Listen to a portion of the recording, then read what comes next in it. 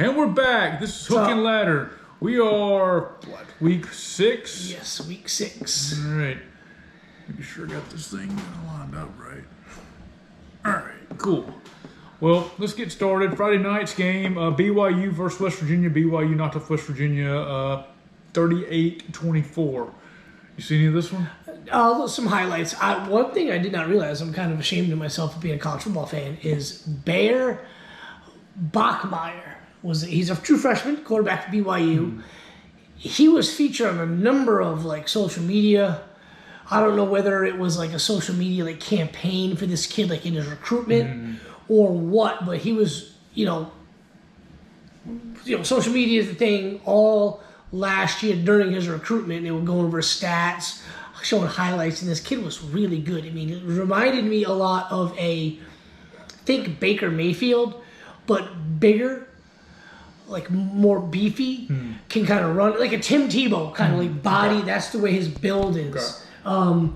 And at the time he was uncommitted, and it kind of listed the teams he was, in on, and they were all Big 12, Pac-12 type of teams, stuff like that. I had no idea the kid went to BYU.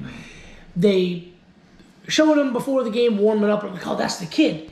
And then I watched maybe a little bit of the highlights, but I mainly watched this South Florida-Charlotte game because I wanted to see South Florida a couple more, at least one more time. I've seen them a couple times already, but I want to see them one more time. Yeah. And South Florida knocked off Charlotte 54-26. Yeah, and it really wasn't that close. Yeah. They look good. They've been looking good. I think, they beat Florida, and deservedly so. Yeah. I mean, they fought hard in that game, and they're a good football team. They lost to Miami, which is, no surprise, because in my opinion, Miami is the best team in the country. They looked great last night. Yeah, and we'll get there in a minute. Yeah. But South Florida's not a bad football team. That's right. Well, moving right along, number 1, Ohio State beat Minnesota 42-3, as you would kind of expect. I watched this game, then I kind of got bored with it as it's turned into a blowout. Mm-hmm. And, Julian Sayin looked really good. Jeremiah Smith looked good. I mean, but they're going to look good. Right. Ohio State's going to look good. They won on the road last week and beat Washington. They were at home last night, a rare night game in the Big Ten, playing host to Minnesota. And, PJ Fleck's teams aren't great. They're not super talented, but they always play hard. Right. And these guys, they were down a good bit. I think it was 28-3 or something like that, and they were still fighting. Yeah. They were still fighting. I felt bad for the cat that had to cover Jeremiah Smith. He got beat for a couple touchdowns. But they're doing what I want to see them do. A lot of teams, they're playing the cupcakes. Ohio State's now in conference play. Mm-hmm. They're not playing super great teams, but they're doing to the competition what I assume and what I expect them to do. That's right. Moving right along. Miami knocked off Florida State 28-22. This game wasn't that close. It was not this close at all. I mean, it got to be a ball game kind of near the end, but I think Miami put the foot off the gas a good bit. So last week, Florida lost to Virginia, and I watched that game. I didn't really watch much of Florida State up until that point. And Castellanos, I've been hearing a lot about him. He had a great game against Alabama, and he made all those comments against Alabama. And I'm expecting this legit dual threat guy. Yeah. And he's not the world's best passer. He's got a really good wide receiver in that Deuce kid. Wasn't him a 0? Forgot his last name. And that kid's really, really good at wide receiver. He played for USC for a while. Every school in the country wanted Deuce Robinson. Okay. Baseball player kid, could have been a top baseball player. Anyway, but I'm watching Castellanos run, and it seems like for a guy that's a dual threat guy, he has this propensity to just run into dudes. He doesn't try to run away from him. He doesn't try to juke. He just kind of runs, and he kind of gets down. That's and it's right. We've been watching mobile QBs for a couple of decades now, and they just try to run away from people, juke guys, go out wide. This guy, he just doesn't do that. Mm-hmm. When he's in the pocket, he looks uncomfortable. And I thought last week that he wasn't very good in Florida State, didn't look good at all. Virginia ran all over him. In Miami, they, got to give Florida State credit. They were down. I mean, this game was not close, but they were fighting. Defensively, they were fighting because I think Miami probably should have put up 50 on them. As bad as Florida State's offense looked. Yeah. I will tell you, Carson Beck's deep ball was amazing. Was really good. And his deep ball was the one knock on him, I think, when he played at Georgia, was his deep ball was a little inaccurate. Last year, I kind of thought he fixed it, but a lot of the guys are dropping him. So I guess, when they're not dropping him, look what happens. Yeah. That flea flicker was beautiful. That was so nice. There were a handful of passes. Like, he was just throwing it up there just to do it. I mean, look, I've said it before. Nobody throws a better ball over the middle, like in that 15 to 20-yard range. That intermediate pass. Than Carson Beck. I mean, he can attack the middle of the field, and he will destroy you. I think he's the best quarterback in the country. I think he should be the number 1 pick in the draft. I kind of said that a few years ago before he decided to come back for that this past year at Georgia. But yeah, they look good. The defense is scary. You said it aggressive and opportunistic. Yes, very aggressive. They've got some guys. They've got some highly ranked guys. But they've also got some guys that weren't super highly ranked that are just coming into their own, and they're buying into the system. I think they're the best team in the country now. Most complete team. But I said it on the chat earlier today. I still think Ohio State deserves that number 1 ranking. Right, I mean, they're the champs. You can't take it away from them. Yeah. From what I've seen from Ohio State, Oregon, and Miami, those are clearly the best 3 teams in the country. And nothing against Oregon and Ohio State. They haven't played the level of competition I feel that Miami has, and Miami's taking care of it. And maybe not level of competition is the right word. Maybe like ranked teams. Right. I'm not going to give Oregon credit for beating Penn State because apparently we'll get to that in just a second. team with 0 wins can do that. We'll get to that in just but a second. I think Miami's beat a couple of ranked teams now, and they beat a Florida team that looked really good yesterday, and I think is a lot better than their record shows. Right. Moving right along, Oklahoma knocked off Kent State 44-0, which you kind of expected. Yeah, and I didn't see any of this game. I know Mateer's out for a few weeks. I don't know how long. They got a big game coming up this weekend. Yeah, but they didn't miss a beat, but they played Kent State. So you just don't really know. A quiet, undefeated team right now. Texas A&M knocked off Mississippi State 31-9. I was 8-2 in my picks this week. Could have been 9-1, but on Friday night, I switched my pick from A&M to Mississippi State. I didn't think they were going to win, but I thought they were going to cover, and they didn't. It was a close game, I want to say, for almost the whole first half. A&M just too good. I mean, Reed didn't have the world's best game passing, but I think they had a couple of sacks on the opening drive, some turnovers, and, they look good. They got a big game coming up this week against, I think it's Alabama. Sorry. Florida comes to town. My bad. I think Alabama's later in the year. Yeah, Florida comes to town. That'll be a big game. A must-win for both teams. Right. Most definitely. Well, moving right along to that mentioned Penn State debacle that took place yesterday. Penn State losing to UCLA 42-37. They instilled their offense 2 days ago, or 3 days ago now. So I didn't watch this game, and I watched bits and pieces. I couldn't find it. I tuned in. I'm like, what's going on? Yeah. I mean, they're going to let Oregon beat them twice, like the famous saying, like, don't let a team beat you twice. I'm like, they're not looking good. It was 24-7 at half, and I tuned in right before half, and they have this inexplicable drive where there's under 2 minutes left to go in the half, and they've got timeouts. Mm-hmm. First plays are a handoff. Second down, handoff. And I'm like, why are you handing the ball off? I'm like, first down, okay, I get it. You got timeouts. Maybe, you can catch the defense napping. It's UCLA after all. Catch them napping. You maybe bust a long run when they think you're going to throw it. Mm-hmm. They just wouldn't let him throw it.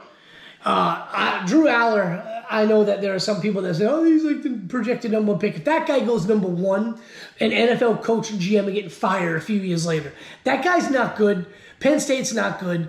I've never thought they were good. I've been on this train that Penn State sucks for 8 years now. Every year the media hypes them up. They're the best team that they've had. James Franklin. Their QBs suck unless they got a kid that can kind of run it and then makes them a little bit better. But they never have wide receivers. They got a couple of good tight ends, a couple of good running backs, and a decent defense. But it's never good enough to beat top teams. Well, now they can't even beat a team that hasn't won a game this year. Mm-hmm. James Franklin. One of the people in the sports media that I respect the most is a huge James Franklin, not a fan, I don't say apologist. He says, people say that James Franklin's overrated. He says, no, he's rated exactly where he should be. A guy that's ceiling is 10-2. And I think in after last week's game, and I'm interested to see what he has to say tonight, after last week's game, he's basically like, it's either going to go one of two ways. Either A, he's not going to be there much longer, or B, that's the moment that makes it all kind of turn around and then become like a juggernaut because he knows he's not doing what he needs to be doing to get him there. So, yeah, real bad look for Penn State. They went from 7th to completely unranked today. So, good job, UCLA. Yep. And Nico Iliamakaraka played the game as well. Yeah, he had a great game, so whatever. I don't like that guy anyway. Moving right along, Florida, which you've been mentioning, a really good team, really good defense anyway. Knocked off Texas 29-21. Good for them. So everybody picked this game. And this was the game I got wrong all along. I was like, Texas cannot lose this game. And not because I didn't think Florida's any good. I've been watching Florida and being like, okay, look, the USF game, that was like a weird thing.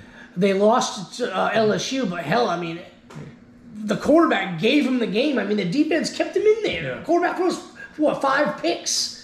Defense kept him in there. Defense is really, really good, much like Miami. They're opportunistic, but the offense just wasn't there. That defense would get put on the field for like 40 minutes out of a 60-minute game and just break down. And now they finally found that offense. Lagway looked really good, threw for about 300. That true freshman 5-star Dallas Wilson, I think he got 2 touchdowns. And they weren't like, they didn't have these giant chunk plays. They were like nickel and diming them to death, and Texas just could not stop it. Running back Ball looked good. Arch looked like complete horseshit.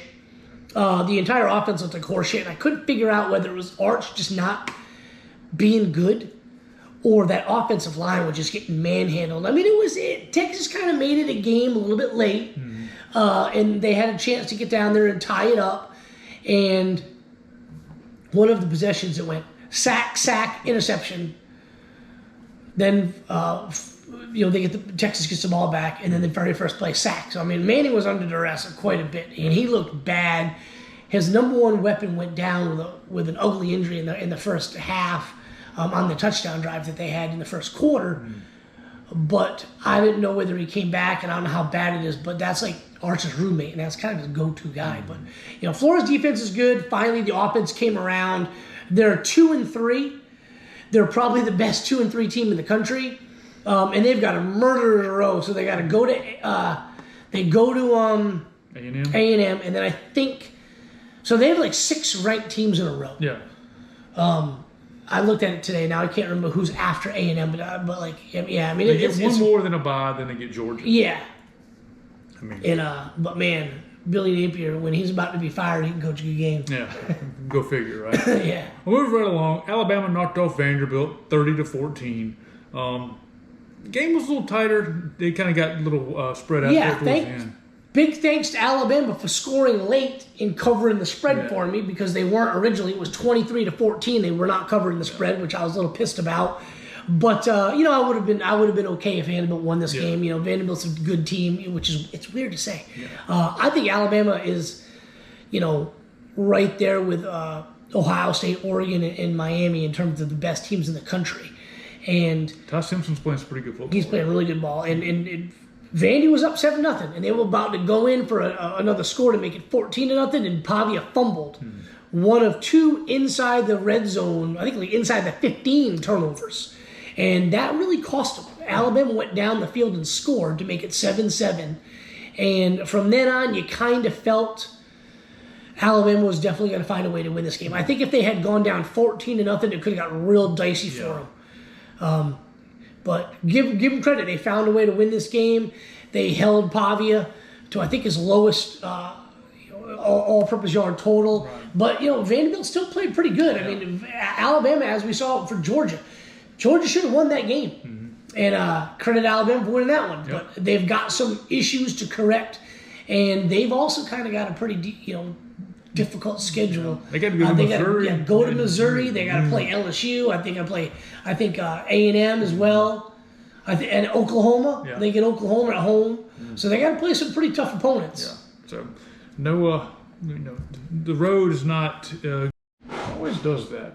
Well, moving right along. How about Texas Tech? They are quiet. 5-0 right now, 6-0. I watched this game because I just wanted to see Texas Tech. Holy crap, they're good. Houston was undefeated too. Their QB went down with an injury, and I think that kind of changed the complexion of the game because you could tell the backup just wasn't ready for that moment. But my God, Texas Tech looked real good offense, and they struggled early offensively with catching the damn football, and they kept having to set up a field goal, and you kind of thought it was one of those games that they keep getting 3. Next thing you know, Houston's getting a couple of touchdowns, and it's a dicey game. But they just really it was in hand, running the football, passing the football. They look good. Yeah. They look real good. Yes, they do.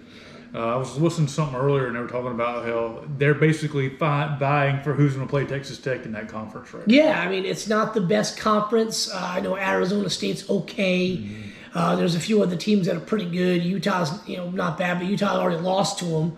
Mm-hmm. I just don't know who can compete with them in that. So they'll probably be one of those teams that will get a pretty decent bid in the playoff, and maybe we'll get lucked out in the first round and not have to play a really good opponent. But if they're going to win their conference, they get the bye, right? Yeah, they get the bye. I mean, I think that it sets up for them to kind of go through a meat grinder. Yeah. Well, either way, but you never know. You never really know. Moving right along, Georgia in a dominant fashion against Kentucky, 35-14. They haven't really manhandled Kentucky in a long time, and they finally did. This game's weird. It's always super physical. Yeah. But when Georgia's at home, they usually beat Kentucky a little bit easier. Yeah. But when it's at Kentucky, my God, it is they put up a fight, don't they? A dog fight. But Georgia did what I wanted to see Georgia do. Yeah. You lost a heartbreaker to Alabama. They got your freaking number.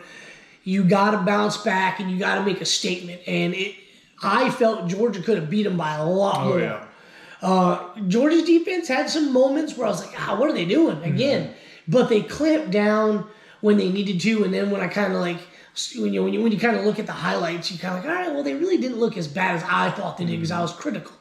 But I liked what I was seeing from Bobo, the play calls. They're trying to push the ball down the field, and even when the play doesn't happen, the protection breaks down and Gunner's got to dump it off to a check down or scramble.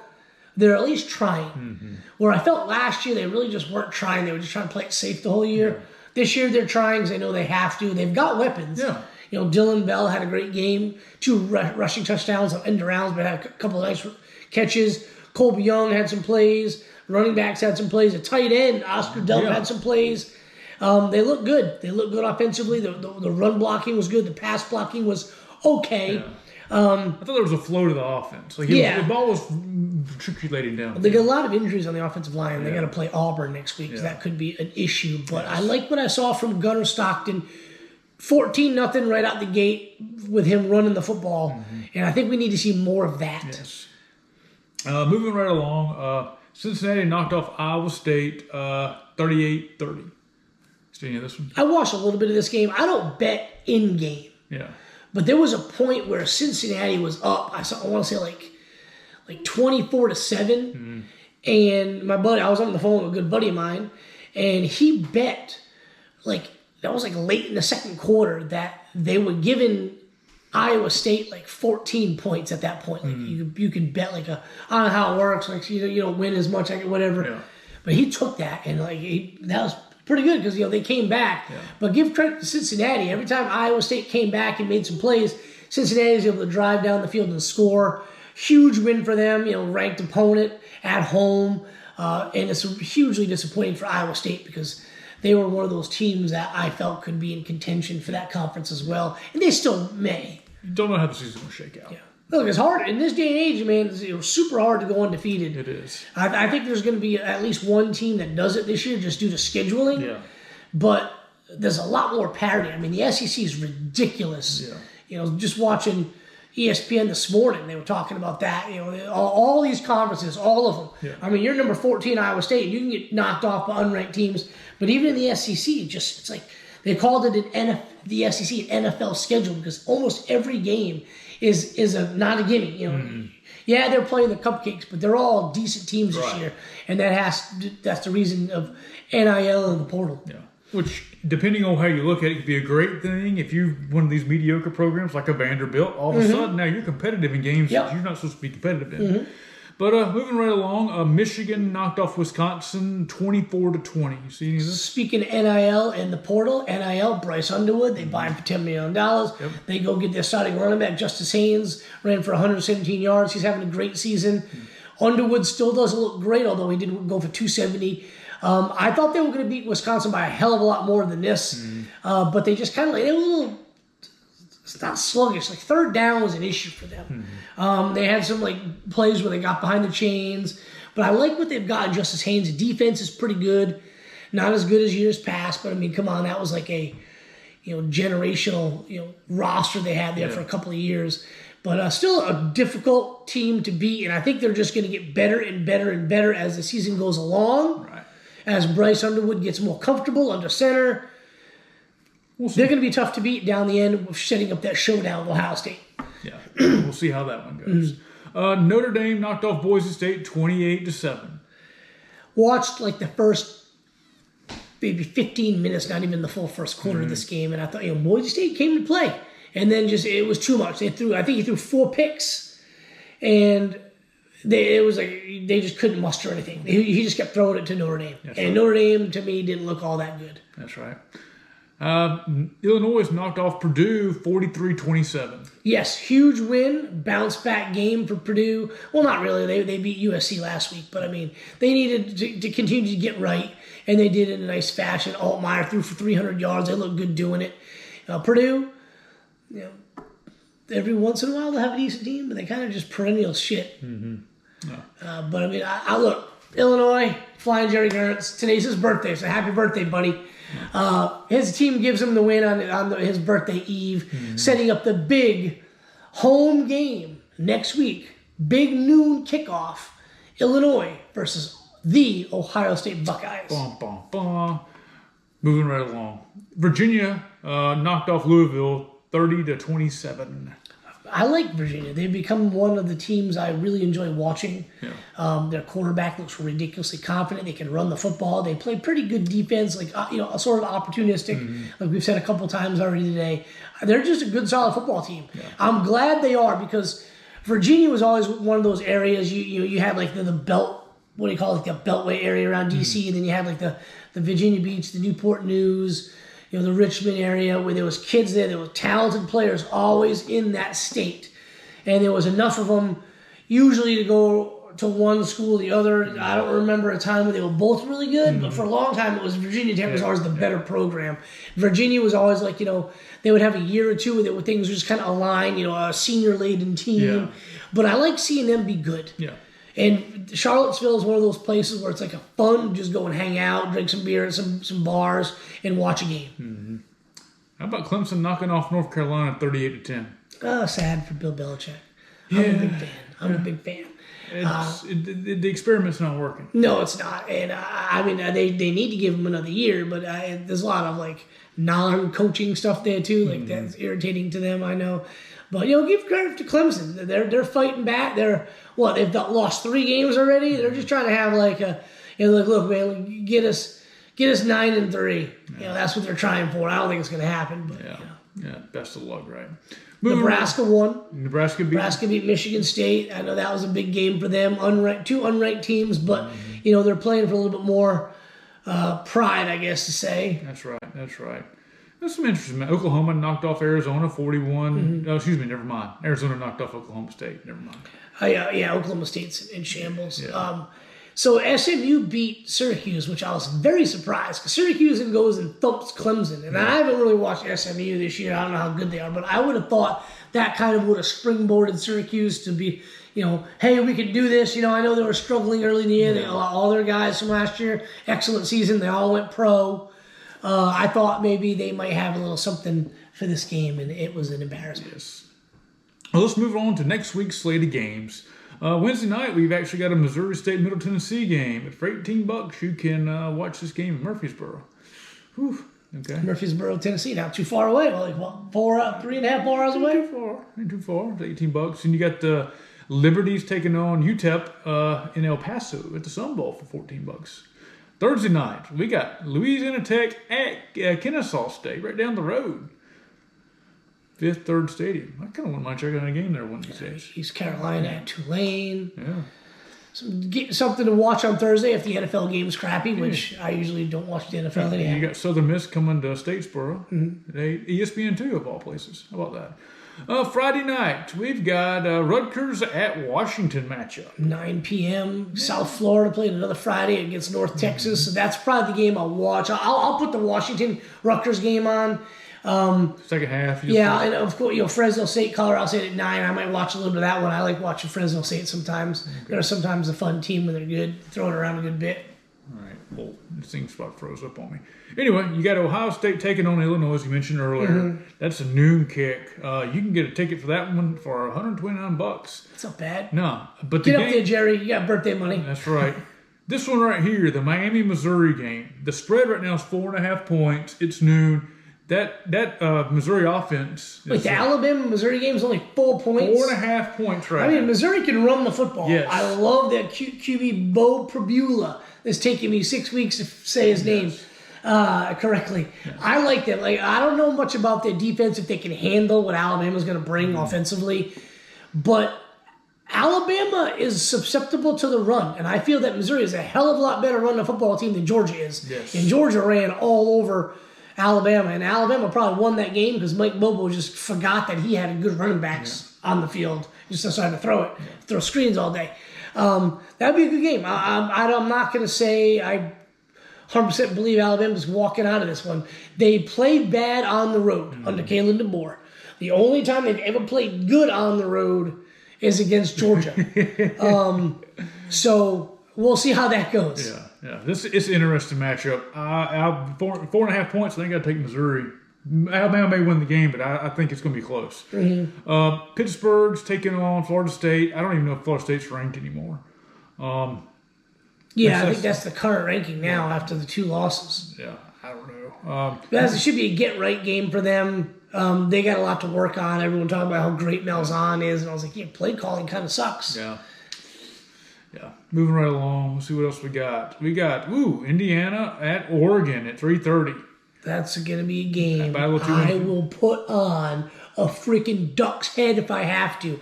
I hate Indiana. I want them to lose every single game they play. Let's go, Oregon Ducks. Dan Lanning, make an example out of this clown that's going to be standing on the sidelines opposite you. That's right. Oklahoma's got Texas at the Red River Shootout, the old Cotton Bowl. Oklahoma's defense is legit. Texas has a good defense as well, but they can be had. I have yet to see, Auburn tried, but they threw some long passes. I haven't really seen a team drive the entire length of the field on Oklahoma like I've seen a team do against Texas. Backup QB for Oklahoma. Shitty Arch for Texas. I don't know how this game is going to go. It's a massive rivalry. Throw the games out the window. I've seen, Texas open up a giant lead, and then all of a sudden Caleb Williams come in the game and throw 9 touchdown passes in the final 3 minutes of the damn game, and Oklahoma wins. I've seen some crazy stuff happen. I've seen some highly ranked teams on both sides go down to either unranked opponent or low ranked opponents. This is a crazy rivalry, man. I'm going to go with my gut here and say Oklahoma takes this game. I know Texas has to win to be right. I can't even fathom Texas having 3 losses on the season. But there's something about this Oklahoma defense that I feel a lot more confident in that than I do anything else Texas has. That's right. Penn State's got Northwestern. They need to get right. Nobody cares about Penn State. Notre Dame's got NC State. Notre Dame, I feel like they're going to go 10-2 and back into the play. Oh, yeah, and they're going to get smoked because they're not a good football team, but the media loves them because they say all these people like Notre Dame don't want to go. Nobody likes Notre Dame. Yeah. Georgia Tech off the bye week. You got Virginia Tech coming to town. Yeah. You can get a ticket for $34. You figure since they're a lot better program, you'd get people would go. I think it fills up late. Yeah. I don't think many people are gonna. I don't think many Georgia Tech fans give a rat's. So we got Florida at A&M at 7:00 at night. Arkansas at Tennessee at 4:15. That no Sam Pittman. That's going to be an easy cakewalk for Tennessee. Setting up that big showdown the week after with Alabama Tennessee.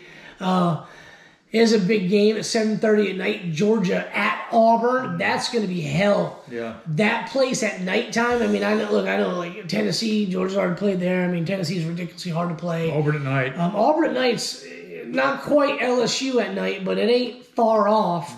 No. It's loud. Auburn has that weird, like, I don't want to say it's with Georgia and Alabama. They got that at home, that weird magic. Witch magic going on, dude. Like, and it's not against anybody else but Georgia and Alabama. Like, they're two biggest rivals, but they've got that juju going on.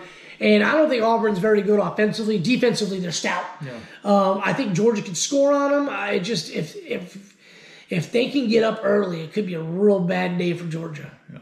We'll see. Moving right along, Michigan is taking on USC 7:30 on NBC. That'd be a decent game. Yeah. Let's see. We got South Carolina, LSU, on SEC Network. BYU at Arizona. Yeah. It's a good game. Arizona State, Utah, 10:15. Interesting matchup. I might have to try to stay up and watch at least the first half of that. Arizona State's not nearly as good as they were last year. Obviously, they lost a lot of guys to the pros from that championship team that went to the playoffs. But they still got a lot to play for. It's a conference game. Utah's not what they were either. They've lost a lot of guys. I don't think they've looked as good offensively as I think they could have. Defensively, they're still a good team, but just they hung with Texas Tech. I mean, that was like a back and forth defensive slugfest the entire game until the last 6 minutes of the game. Yeah. So Utah's got something to play for, but Arizona State needs this to really stay in contention. Yeah, that's what I'm thinking. I guess that includes this week's slate of games, and we'll do it again next week. That's it.